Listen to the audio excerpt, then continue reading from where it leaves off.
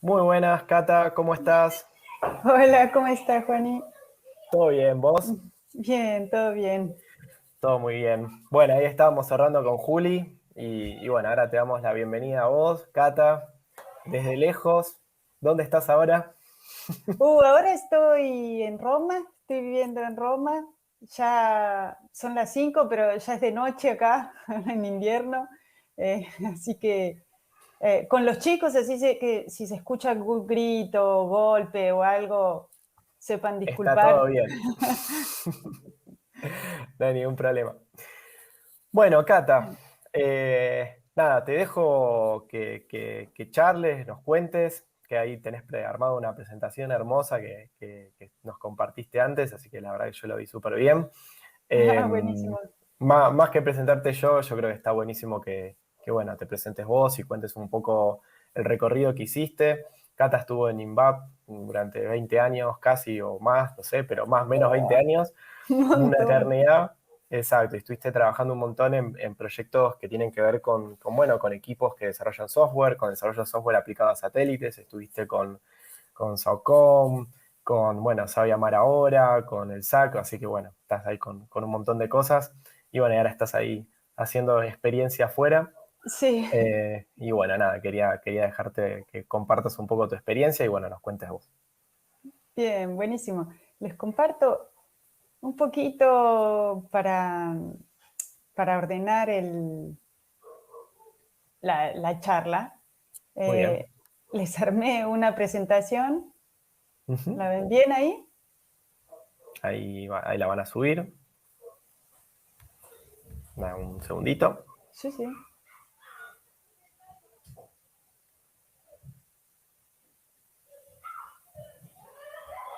Ah, abajo de todo, fíjate Sí, sí, puse en compartir pantalla compartir.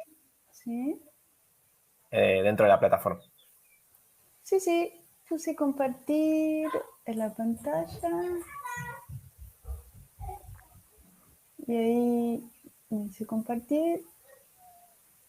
Ahora se ve. Ahí estamos. Bien, sí, justo está. No sé Ahí si quedó está. medio raro o se ve más o menos bien. Ahí está. Ahí está mejor. Ah, genial. Ahí está Bueno, muy bien. este es un poquito para ordenar, pero la idea es que hagan las preguntas que quieran y si nos vamos un poco de la charla, no importa. Un poquito hablábamos con Juan y de qué cosas les podía contar. No sabía muy bien si entrar mucho en el detalle. Por mí estaría hablando horas del software, me encanta, y de los proyectos satelitales también, pero traté de armar algo como para hablar un poquito de cada cosa. Ustedes me van parando, me van diciendo, Juan, y vos también, avísame eh, si profundizamos en algo, hay alguna pregunta o algo. Bueno, un poco me presento. Yo soy licenciada en sistemas. Hice todos mis estudios en Bariloche, siempre viví allá, de la primaria hasta la universidad. Hice la carrera también, estudié trabajando en INVAP y en INVAP empecé cuando era muy chiquita, tenía 16 años por ahí, y empecé a hacer pasantías en INVAP.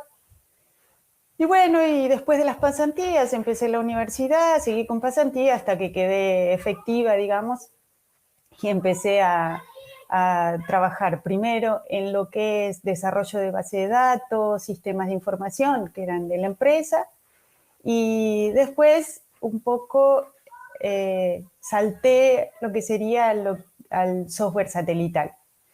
Y después me fue llevando el tiempo también y más que solo desarrollar software, empecé a trabajar un poco más en lo que es la ingeniería en sistemas. Ahora les voy a contar un poquito de qué se trata. Y, y de software y de operaciones dentro de un proyecto satelital. Es como mirar las cosas de un poco más de alto nivel. Y bueno, yo hoy me fui de INVAP hace el año pasado, en el 2020, para venir un poco a probar acá en Europa, que en realidad, como les contaba, yo siempre viví en Bariloche y me había quedado esto de, bueno, ¿cómo es vivir en otro lado, trabajar en otro lado? Y bueno, y me vine para acá con toda mi familia.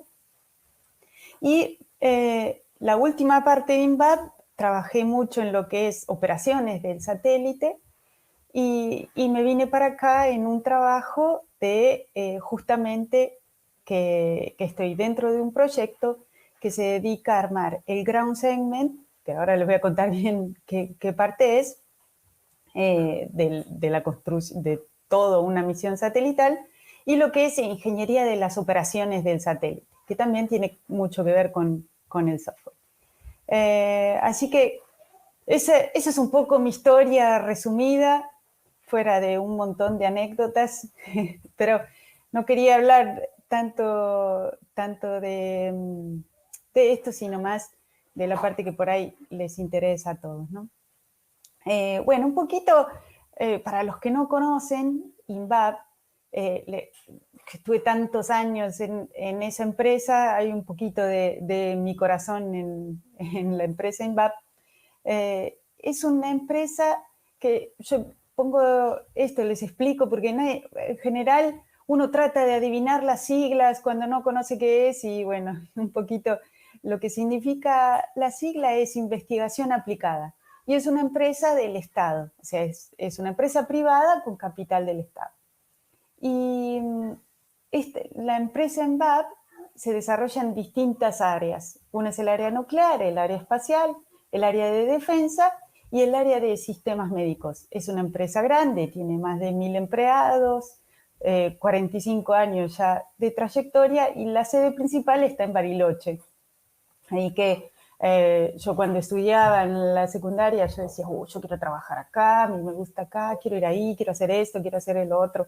Bueno, así que fue una etapa y un sueño cumplido, como quien dice. Les voy dejando los links, así si después quieren investigar un poco por su cuenta, miran en internet. Bien, bueno, ¿en qué consisten estos proyectos satelitales, no? Son proyectos largos que duran años, sobre todo en estos que yo trabajé, ¿no? Yo trabajé en el SACD, que el SACD fue un proyecto, INVAP, en realidad lo que hace no es toda la misión, sino parte de la misión.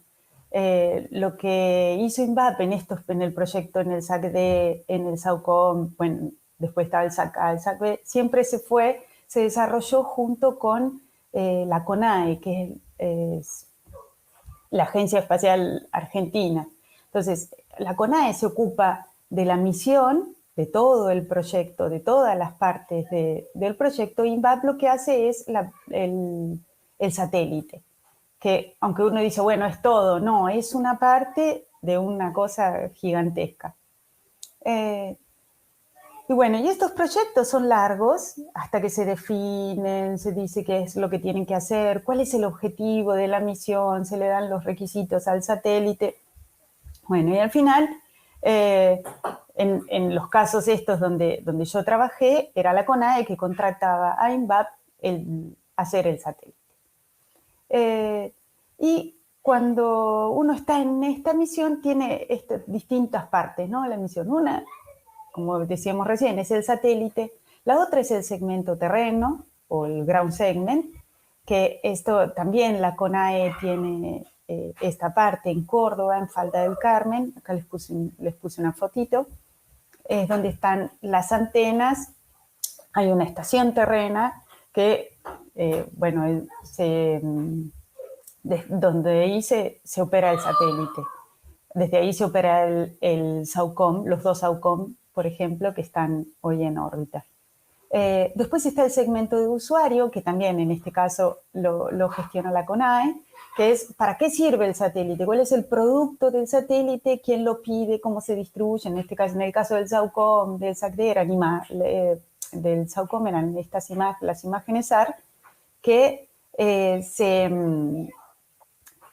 gestionan también dentro de la CONAE. Es el producto que hace el satélite. Y después está también la otra parte que es el lanzamiento, el segmento de lanzamiento, que es el cohete que se tiene que hacer, que en general siempre esto, el SACD, el SAOCOM, el SACC, estos satélites se lanzaron desde Estados Unidos. Y el SAOCOM se lanzó con SpaceX. Bueno, entonces un poquito para que vean que no es solamente hacer el satélite, sino que es un montón de partes que hay que tener en cuenta. Para el otro lado, perdón. Bien, ¿y qué hacemos si nos vamos solo a lo que es la construcción del satélite? ¿Qué hacemos en la construcción del satélite? Primero tenemos que decir qué es lo que tiene que hacer, o sea, los requerimientos, para qué sirve, cuáles son las partes que tiene, toda la lista de todos los requerimientos que tiene que tener un satélite. Después tenemos que hacer el diseño, que esto quiere decir pensar cómo lo vamos a hacer, cómo lo vamos a dividir, cómo vamos a distribuir el trabajo, etc. Después la fabricación, se compran los componentes, se compran las cosas, se fabrican y después se integra y se arma. Esta es una fotito del SAOCOM, que es gigante. También les pongo un link a la página de INVAP donde describe todo el proyecto.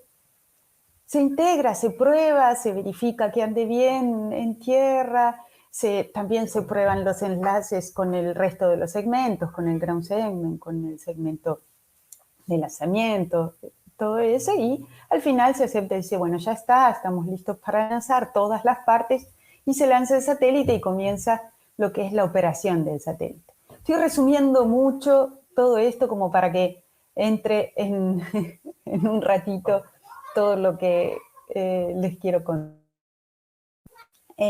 Bueno, pero solamente la parte del satélite es algo complejo.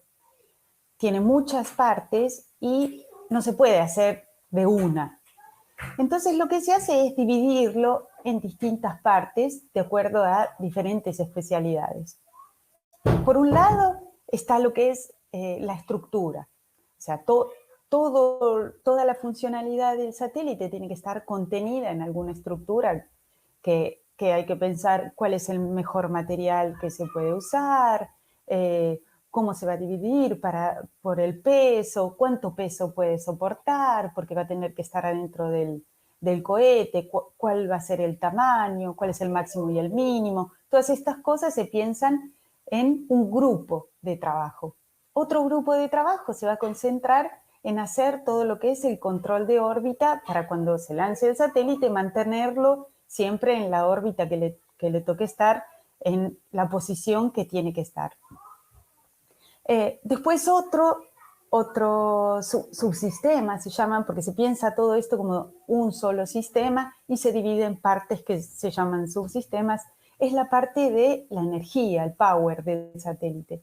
Vos tenés que pensar que va a tener que haber alguna forma de adquirir la energía del sol, vas a tener que hacer unos paneles solares para tomar la energía del sol y almacenar la energía en la batería para cuando no le da el sol al satélite. Entonces todo esto también lo tiene que regular un subsistema. Después tenés la parte térmica, vieron que en el espacio tenés mucha amplitud térmica, en momentos tenés temperaturas muy, muy bajas, que es cuando no le da el sol, y luego temperaturas muy, muy altas, que es cuando sí le da el sol directamente.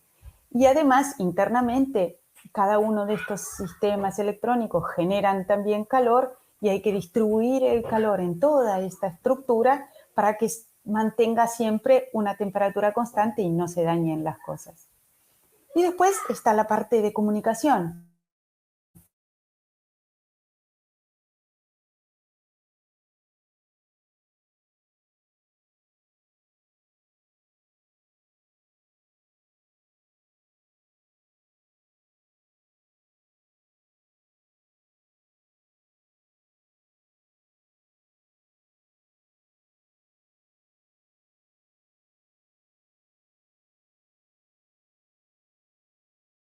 Estás viendo todo el tiempo desde la estación terrena, el satélite solo tiene que poder recuperarse ante determinados problemas. Si se rompe alguna cosa, si falla algo, falla alguna comunicación, solo se tiene que no arreglar, pero al menos llegar hasta un estado a un estado conocido, estable, para que no se siga rompiendo y se pueda seguir usando. Bueno, entonces yo sigo hablando cualquier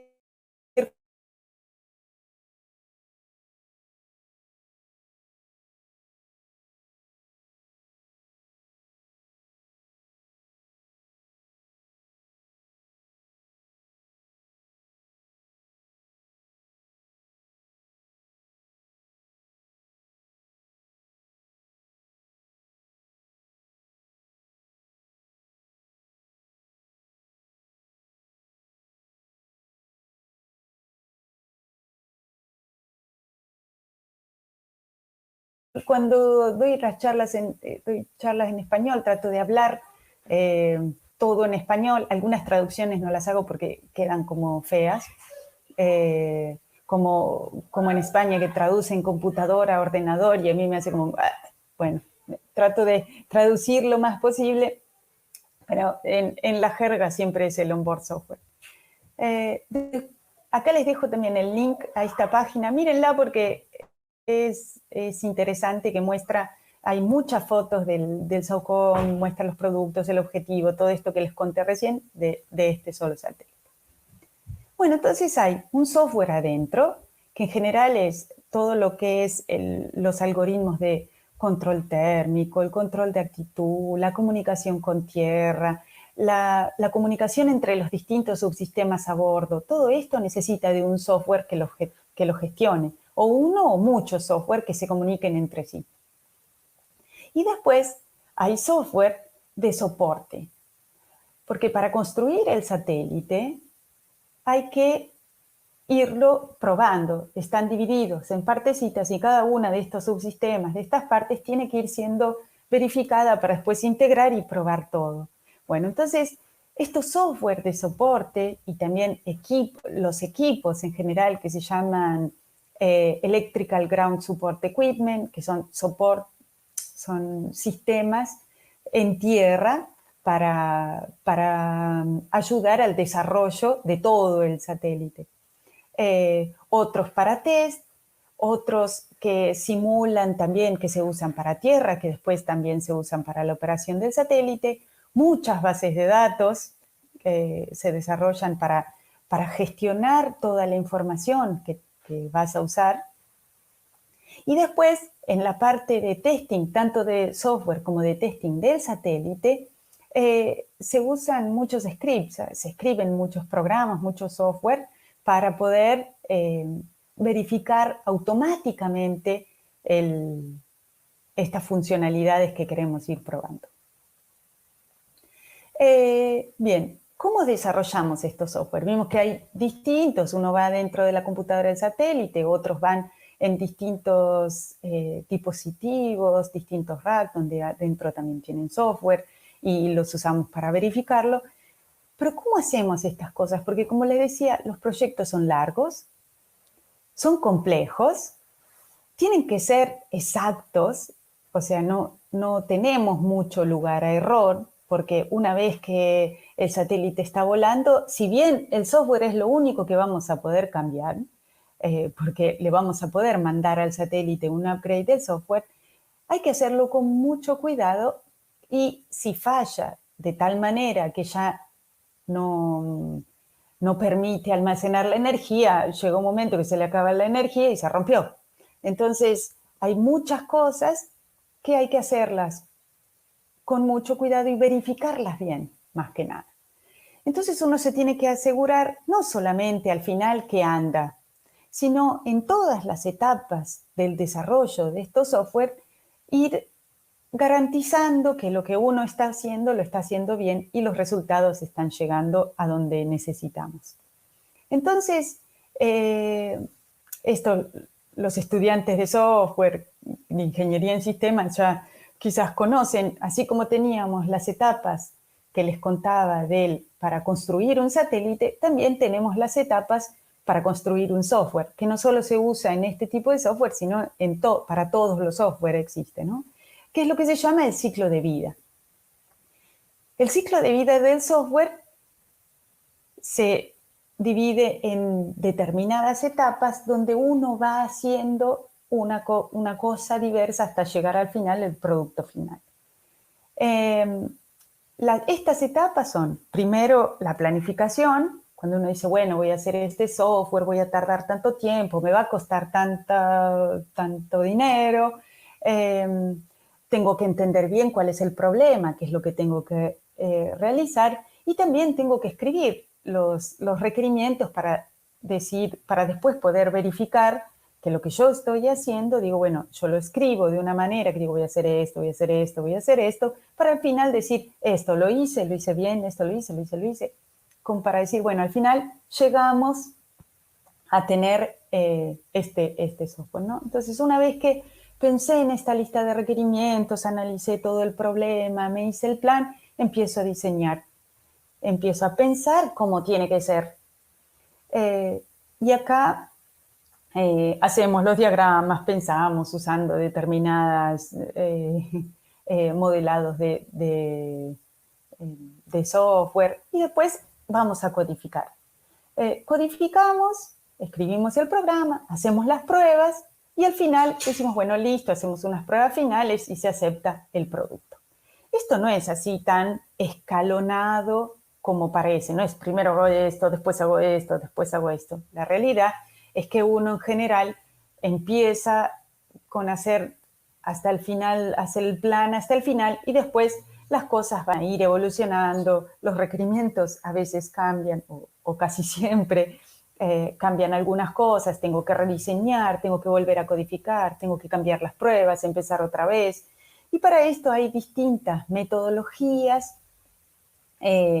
para poder desarrollar el software de acuerdo a cuál es la necesidad. O sea, el típico ciclo de vida es el ciclo de vida que se llama en cascada, que es una de estas fases después de la otra, que en teoría es así, pero la realidad después vas a ver que eso itera un poco.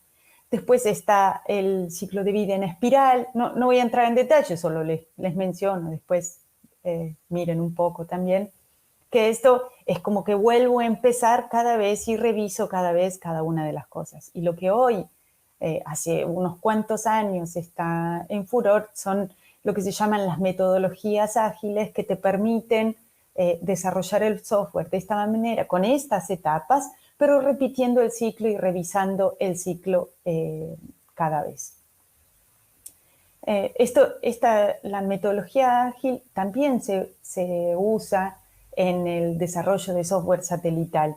Después les voy a contar más adelante. Y también para la gestión de proyectos. Hoy en día se está usando mucho y es bastante útil. Lo importante es elegir una metodología y hacerla, seguirla paso a paso. Si nos vamos a comprometer con ella, hacerla completa y no de a cachitos, porque en general a veces se pierden algunas cosas. Podríamos hablar horas de la metodología, pero bueno, seguimos un poquito. Y después, ¿con qué nos encontramos, no? Uno dice, habíamos hablado de esto de los software, que tenemos el software satelital, el onboard software, que tiene dos características importantes. Una, que es un software de tiempo real. ¿Qué significa esto? Que el software de tiempo real es muy importante que las cosas sucedan en el momento que tienen que suceder. O sea, no es que yo puedo, como en la computadora, bueno, yo estoy haciendo algo mientras puedo estar haciendo otra cosa, pero no es que las cosas interactúan en tiempo real. En el satélite de a bordo, el control de la órbita se tiene que hacer, por ejemplo, todo el tiempo y se tienen que ir verificando las mediciones de los sensores que permiten saber a dónde está el satélite y hacer actuar al satélite para que corrija su posición en caso de que lo tenga que hacer. Tiene que mandarle los datos a tierra en un momento determinado y tiene que estar todo sincronizado a bordo. Entonces es muy importante el tiempo.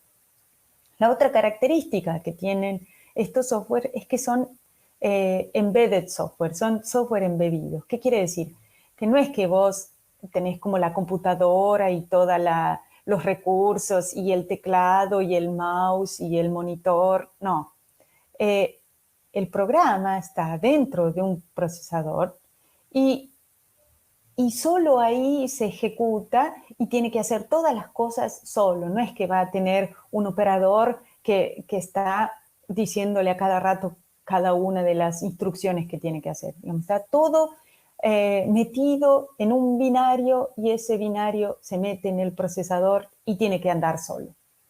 Entonces, esto es otra de las cosas por las cuales tiene que ser robusto el software, porque no hay lugar a errores acá. Lo grabaste, se empieza a ejecutar, inicializa y ya está. Después sí podés interactuar por medio de los comandos, como subsistema siempre hay que, es la parte de la comunicación, pero está todo ahí, no tengo el monitor, sí voy a poder monitorear de alguna otra manera, pero no es que lo estoy manejando desde el mouse y el teclado.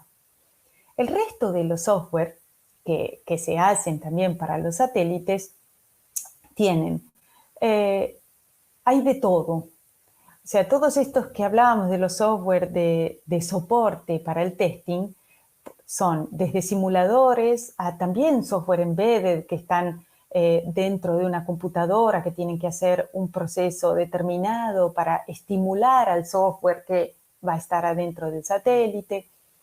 Bases de datos de lo que es, por ejemplo, la base de datos de la telemetría y los comandos, cómo uno tiene que interpretar lo que le manda el satélite, porque solo nos vamos a hablar por una interfaz digital y en esa interfaz solo tenés binarios, ¿no? Entonces vos vas a recibir 0101 y tenés que saber que ese 001 significa una cosa u otra. Bueno, toda esta interpretación de lo que el satélite te va a mandar, en general se guarda en bases de datos para poder hacer luego automatizaciones, pruebas y estas cosas que hablábamos recién también. También se hacen simuladores porque, como decíamos, nosotros cada equipo se va a concentrar en una parte del satélite, al final se va a integrar todo y después se va a probar todo. Pero para esto vamos a necesitar simuladores. Si yo voy a trabajar en la parte de comunicación, voy a tener que tener un simulador que me permita interactuar con esto. Entonces voy a tener que hacer un simulador de lo que sería la estación terrena. También voy a tener que hacer lo que se hace siempre en el desarrollo de los satélites es un simulador del satélite. ¿Por qué? Porque mientras se está construyendo el satélite, las personas que lo vayan a usar van a tener que empezar a entrenarse. Entonces van a tener que saber cómo manipular a este satélite, cómo operarlo. Entonces vas a tener que hacer un simulador del satélite, que es todo software, y para que estas personas practican cómo usarlo. Un ejemplo. Entonces, hay mucho software en lo que es el desarrollo de satélites. Después, si hablamos un poquito de lo que son los lenguajes de programación, en general, para lo que es el onboard software, se usa C, porque como decíamos, como es embedded, es de bastante bajo nivel. Muchas veces van a tener que llegar hasta cuando una rutina tiene que ser muy rápida y muy precisa. Nos ha pasado que hemos tenido que escribir en Assembler algunas rutinas. Entonces se escribe en C, por lo menos esta es mi experiencia, ¿no? Están haciendo otras cosas ahora. Yo soy más de la escuela antigua. También se puede hacer en C++, pero bueno, acá hay lo que es embedded y esto se recomienda siempre tener, por ahí me voy mucho al detalle, pero solo se los menciono, tener cuidado directamente, no usar memoria dinámica, bueno. Esto es lo que es para el software de a bordo. Después tenemos el software de soporte, que ahí uno tiene un poco más de libertad. ¿Por qué? Porque el software está en tierra y además podés usar computadoras más grandes y más recursos para poder hacer estos software. Entonces, ahí ya podés usar Java, bueno, les puse Visual Basic, en realidad no se usa, pero más que nada el Visual Basic se va a usar para el VBA que se usa para hacer macros en Excel, para la parte de los que tengan que planificar. Yo al final, los últimos años, ya no programaba nada, me divertía como para no perder el vicio, haciendo macros en Excel o algún script en Python para hacer alguna cosita, algunos gráficos, estadísticas, pero ya lo último mucho no programaba, que era la parte más divertida, pero bueno, me fue llevando la carrera por ahí. Y bueno, en esto les decía que tenemos un poco más de libertad. Y después tenemos los paradigmas, ¿no? O sea, básicamente, si hablamos de los dos grandes paradigmas, tenemos el paradigma estructurado y orientado a objetos. El estructurado es el clásico, es secuencial. Uno escribe un programa basado en subrutinas y las estructuras que tenés son las secuencias, las asignaciones, la iteración, el bucle, el if, la asignación. Eso sería de manera secuencial. Y después tenés que esto es el paradigma de cómo uno tiene que pensar el software. No necesariamente con qué lenguaje lo vas a escribir, sino que tenemos una cosa es el paradigma, otra es el lenguaje y otra es al final el destino, digamos, que va a tener ese software. Y después tenés, en general, los programas de a bordo se escriben en C bajo el paradigma estructurado, pero también se está usando bastante, no usado directamente en un lenguaje de programación orientado a objetos y puramente orientado a objetos, sino que se piensan un poco los programas orientados a objetos. ¿Por qué? Es como más fácil de entender después si uno estructura las cosas pensado esto. Como decíamos, en el paradigma estructurado hay que pensar en una secuencia, en una rutina que puede llamar a otras rutinas como para achicar el código y adentro, bueno, estas estructuras de control. La orientada a objetos cambia la cabeza, ahí haces un clic y ya no pensás en subrutinas, sino pensás en cosas. Hablando formalmente serían en clases y objetos.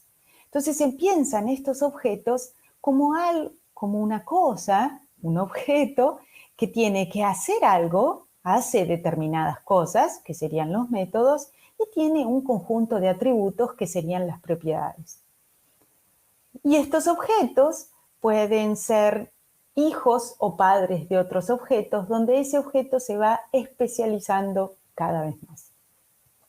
Pensar los software de esta manera te ayuda a entenderlos más fácil, a estructurarlos más fácil y también te ayuda a lo que es la reutilización del software, porque vos pensás en estos objetos y en estas cosas y cuando haces un satélite de un tipo, después haces otro satélite de otro tipo, decís, me sirve este cachito, con este hago otro satélite, esto no me sirve, lo saco. Es como más fácil de partir.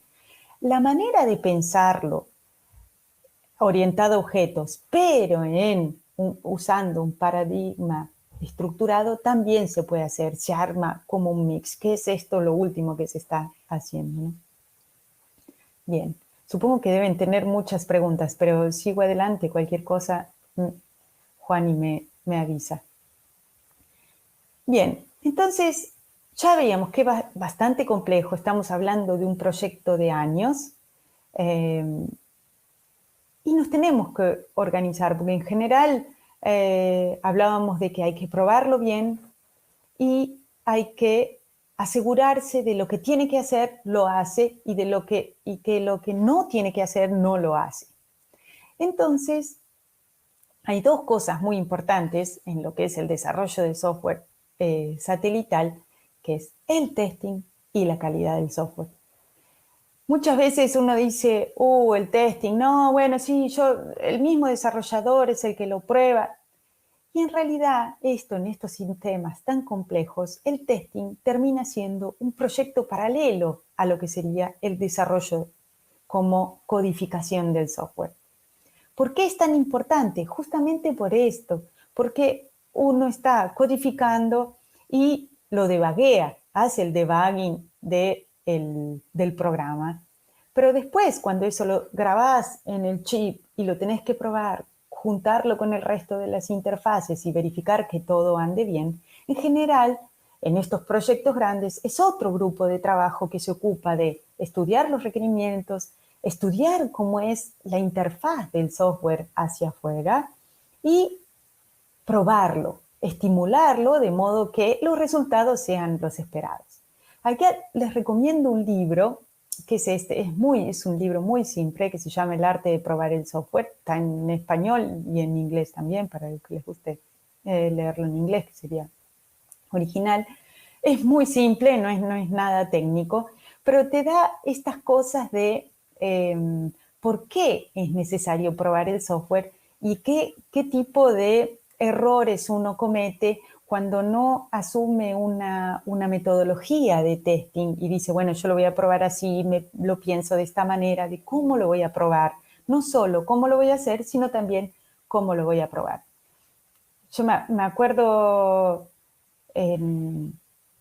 cuando trabajaba en la parte de sistemas de información, tenía un jefe que siempre me hacía saltar los sistemas, ¿no? Estábamos por terminar, por ahí acá, en los sistemas de información el testing no es tan formal o no es, al final los usuarios son los que terminan probando finalmente el software, ¿no? Pero me acuerdo que yo hacía una prueba, no me acuerdo bien qué era, pero no.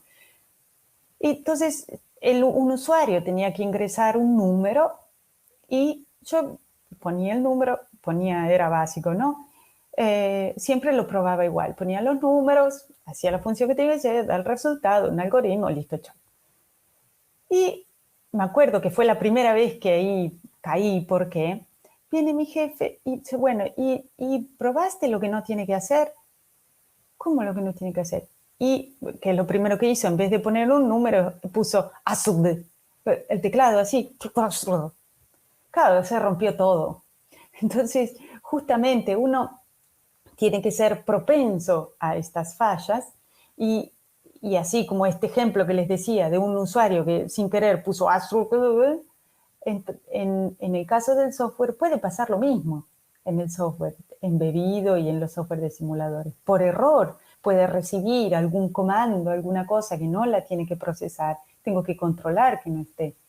Entonces, la típica división por cero también te puede pasar, te rompe todo el satélite, el software. Entonces, estas cosas hay que probarlas. Por ahí lo que digo ahora son cosas bastante obvias, pero después suceden.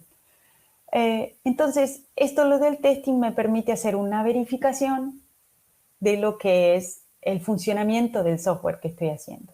Entonces, la famosa BIB, no sé si la han escuchado hablar del BIB, es verificar que el software cumple con las cosas que dije que tenía que hacer y la validación, es decir, que el software hace lo que esperaba que tenía que hacer o lo que el cliente esperaba que esto hiciera. Entonces, esto es un proceso que va desde el inicio, no es que se hace al final, se hace el testing, listo, ya lo verifiqué, sino que desde el inicio que yo estoy pensando el software que tengo que hacer, hago todo este ciclo completo. Y después, la otra cosa que también les quería hablar un poco es de qué es la calidad del software. Uno, cuando dice calidad, muchos, en general, los programadores ya dicen, no, los de calidad, sí, el vigilante, el que me viene a controlar, el burócrata que me pide los documentos. Bueno, esto es una visión negativa que hay de lo que es la calidad del software. La calidad es importante y sobre todo en estos tipos de proyectos porque te asegura que vos seguís un determinado proceso y seguir un determinado proceso te ayuda a llegar a un buen puerto, a llegar con un software de buena calidad, que hace lo que tiene que hacer y no hace lo que no tiene que hacer. Y a su vez, no solo mira eso, sino que en lo que es la parte funcional, hay otros requisitos que hay que tener en cuenta. No solo, hoy hablamos de satelital, pero por ejemplo piensen en algún software de algún dispositivo médico. Obviamente que eso no puede fallar porque está en riesgo la vida de las personas, ¿no? En este caso, a veces se pone en riesgo la vida de las personas cuando se hacen pruebas del satélite que implican o despliegues de paneles, donde hay movimientos de cosas grandes que le puedes pegar a alguien, o cuando hay un riesgo de que la cosa pueda explotar cuando trabajas con la propulsión o con lo que sería el power. Entonces, la energía. Entonces, acá hay que tener mucho cuidado y hay que asegurar que todo eso tiene las verificaciones necesarias y ha seguido un proceso de desarrollo tal que cuando lo vas a probar y lo vas a usar, no explota todo. Entonces la calidad es muy importante para justamente asegurar de que el producto no va a dañar a nadie, ¿no? Y que hace lo que realmente tiene que hacer. Entonces, volviendo a esto de la burocracia, que siempre uno, el vigilante que me viene a controlar, acá también que entran con todo esto que hablamos del proceso, yo soy soy muy pro de la documentación, pero no la documentación por hacerla, sino la documentación que sirve. ¿Para qué sirve? Porque la mayoría de los programadores odian documentar, no le pero yo creo que es porque no le encuentran el sentido. Entonces, un poco lo que trataría de explicarles hoy es, en mi opinión, por qué es tan importante y para qué sirve, ¿no? Primero que cuando uno trabaja solo, de última, te haces un programa, es un programa corto, o te haces un sistema, pero no es que estás 5 años trabajando sobre el mismo sistema y estás solo. Bueno, si no haces documentación, bueno, si al otro año lo agarrás y te olvidaste, bueno, estás solo, te pones a estudiar. Pero acá tenés que interactuar con otros equipos, con otras especialidades, porque no son todos programadores los que construyen el satélite. Ahora, al final les voy a contar qué tipos de profesiones trabajan en esto. Entonces, si yo no hago no quiero decirle documento, ¿no? Pero si yo no explico en algún lado, escrito, qué es lo que tiene que hacer y cómo lo hace, sin necesidad de tener que ir al código, nadie lo va a entender. Entonces, esto le va a costar más tiempo al próximo que tenga que venir o el que tiene que interactuar conmigo. Entonces, por eso hablamos de esto, cuando un proyecto es más grande o cuando hay más de 2 personas trabajando en este proyecto, la documentación es importante, pero de vuelta, no documentar por documentar, sino, o sea, lo que está escrito en el código, que este es siempre el argumento de los programadores, ¿no? Y me incluyo porque yo también fui programadora mucho tiempo y pensaba así que la documentación no tenía sentido hasta que lo entendí, pero está en el código, ¿no ves? Acá te dice lo que hace. Y en realidad, está bien, eso que te dice que lo que hace, eso no lo expliques. Explica lo que no se ve leyendo el código. La sincronización entre las tareas, el tiempo, sobre todo esto siempre es lo más difícil de mostrar. ¿Cuál es la funcionalidad a alto nivel? ¿Qué es lo que hace a alto nivel? ¿Cuáles son las interfaces? Esta parte hay que describirla de vuelta porque tenés que comunicarte con otros subsistemas y con otros sistemas. Entonces, es muy importante poder, de manera transparente, que el otro entienda cuáles son las cosas que hace ese software. Y lo mismo con lo que se le llama el control de configuración. ¿Qué es el control de configuración? Es en todo momento saber todas las cosas que acompañan a una versión de software. Una versión de software no es solamente el código compilado, el binario o en el caso de de que no sea software embedded el ejecutable, no. Es mucho más. ¿Qué es? Es eso, más las pruebas que se le hicieron, más el diseño, más la descripción de ese software, más los requerimientos hasta ese momento. Entonces, todo eso tiene que ser un bloque. Asimismo, el IDE con el que trabajé, el entorno en el que desarrollé ese software y después lo probé, todo eso es importante para tenerlo en una cajita, todo en una cajita autocontenido. ¿Por qué? Porque si alguien encuentra un error en ese, yo tengo que poder reproducirlo para poder corregirlo. Si no lo reproduzco, no puedo saber cuál es el problema, no lo puedo arreglar. Entonces, si yo tengo todo contenido y lo puedo volver a mostrar como cuando lo estaba desarrollando, entonces tengo un buen control de configuración y puedo volver para atrás. Y esto, otro de los por qué se hace o para qué se hace, es la formalidad, ¿no? Muchas veces uno tiene un cliente y tiene que demostrarle que está haciendo un proceso, porque acá se pone mucho dinero en juego, ¿no? En estos proyectos grandes. Y le tengo que mostrar que todo este proceso funciona y me va a enviar auditores que me van a controlar. Bueno, para ellos tengo que tener estas cosas también ordenadas, no es solo para mí. Y después, en los proyectos satelitales se siguen estándares de desarrollo, donde te recomiendan un proceso de desarrollo y un cómo hacer determinadas cosas, donde también entran la documentación que tenés que entregar. En general, yo he trabajado con el estándar de la NASA y con el estándar de la ESA. En el SACD trabajamos con un mix y después ya en el SAUCOM fue todo estándar ESA. Y también esto te sirve para reutilizar. Y si vos estás pensando en hacer una producción en serie de este software que estás haciendo, podría hablar horas de eso porque en INVAP aprendimos mucho en el error de estas cosas.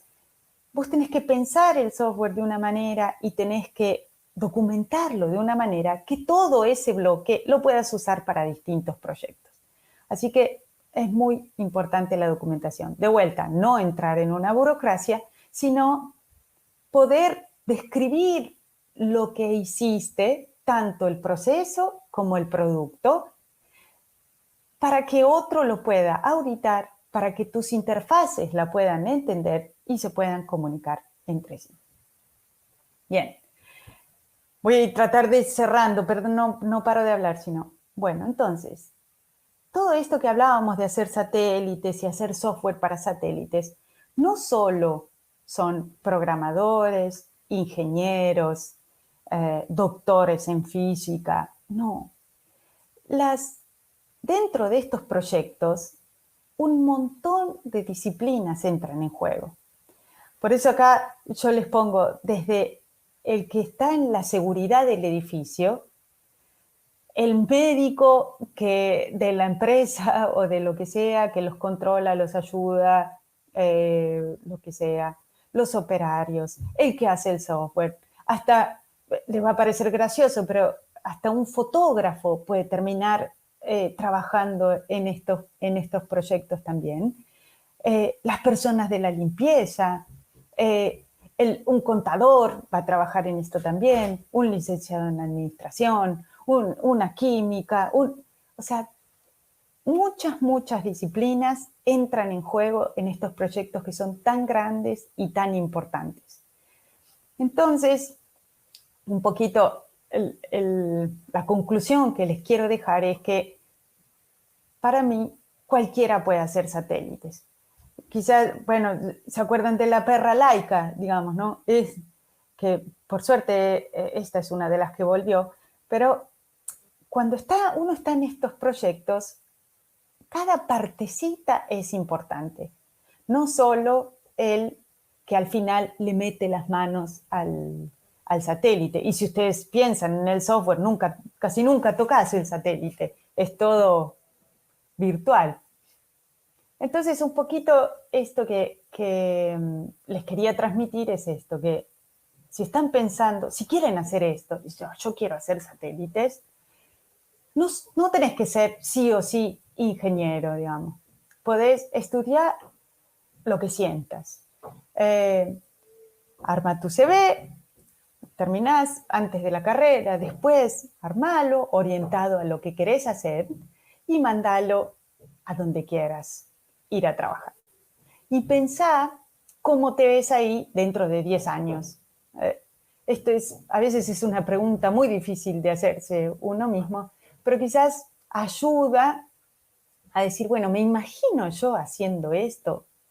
Digo 10 años, 5 años, no lo sé. Pero un poquito era lo que les quería dejar. Buenísimo, Cata. Ahí justo estamos en los últimos 5 minutos, así Sí. que perfecto, timing increíble. Y bueno, tenemos ahí un par de preguntitas, a ver si llegamos a responderlas más o menos rápido. Uno de los chicos pregunta, le da curiosidad, ¿cómo hacen el software para lograr el control térmico? Que yo creo que debe tener que ver también con un montón de digamos, interpretación de los datos que envía el satélite a través de telemetría o distintos métodos y cómo se va procesando esa información con el software, ¿no? Así que nada, no sé si querés contar un poquito de Sí, les eso. cuento. Muy alto nivel, lo simplifico bastante. El algoritmo en general es complejo, pero básicamente el satélite tiene en la estructura un montón de sensores de temperatura. Y a su vez tiene lo que se llaman heaters, que calientan determinadas partes del satélite. Y a su vez, los subsistemas, estos de que hablaba, generan también calor. Lo que hace un algoritmo de control térmico, que es netamente software, primero está la parte del análisis térmico de toda la estructura, que eso es la parte compleja, y el... Ay, se me asoman los chicos. Después, lo que hace el software es justamente jugar con estos sensores de telemetría, sensores de temperatura, que te dicen, acá la temperatura está tanto, calentala o enfriala de acuerdo a la temperatura que tiene que llegar. Entonces, este algoritmo lo que hace, insisto, muy simplificadamente, es jugar con determinados umbrales a los que están distintos sectores del satélite y apagar o prender estos heaters de acuerdo a la necesidad de subir o bajar la temperatura. Excelente. Ahí hay otro de los chicos que pregunta, ¿cuál es el proceso de desarrollo de software para este tipo de proyectos, ¿no? Satelitales, aeroespaciales. ¿Se usa Agile, proceso unificado, ambos, otro? Se usan, por un lado, se usa digamos, el ciclo de vida es en general en cascada, pero se parte en distintas versiones con determinados alcances. Y eso a largo plazo. Y lo que es a corto plazo, se está usando mucho la metodología ágil para el desarrollo, para fijar objetivos de cada una de estas partes y ir avanzando, porque en general acá los requerimientos, aunque no creas, te cambian. Y por ahí necesitas hacer una parte ahora, una parte después. Se usa mucho la metodología ágil. Perfecto. Bueno, estos ya son más comentarios, no tanto preguntas.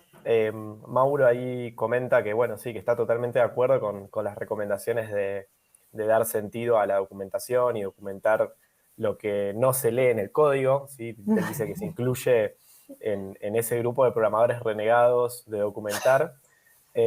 Así que nada, le parece como súper importante eso que vos nombrás.